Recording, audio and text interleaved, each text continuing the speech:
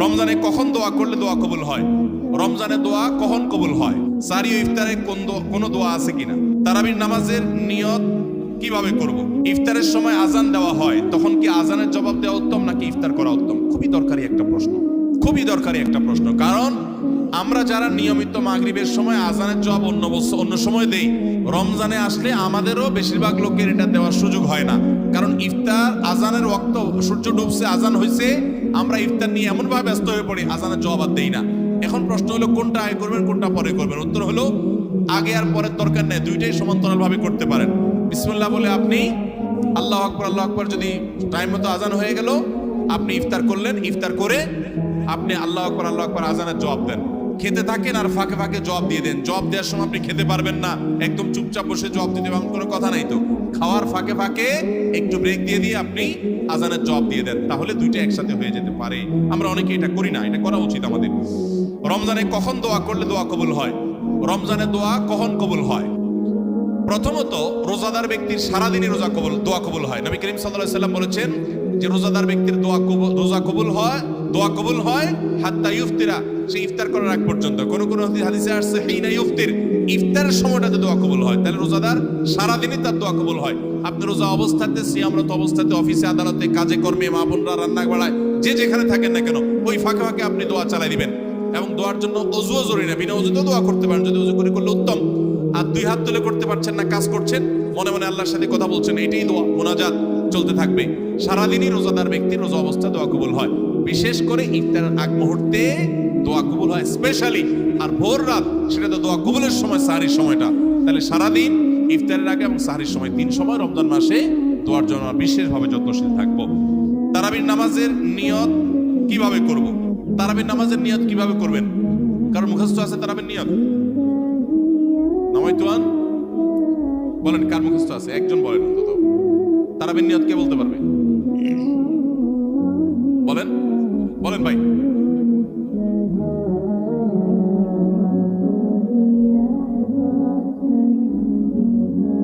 মাশাআল্লাহ মাশাআল্লাহ, এবারে পুরস্কার দেওয়া উচিত। বসেন, আপনি অনেক কষ্ট করে মুখস্থ করছেন। তুমি বগুড়া সদরের লোক ভাই? কালো কালো। আচ্ছা ভাই, তারাবির নামাজ বা যে কোনো নামাজের নিয়ত জরুরি।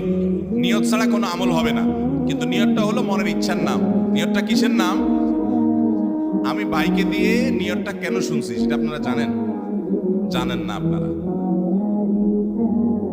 আমি ওনাকে দিয়ে কেন শুনলাম বলেন তো? কে বলতে পারবেন? কে বলতে পারবেন? আমি ওনার দিয়ে এই জন্য শুনছি যে ওটা আমার জানা ছিল না।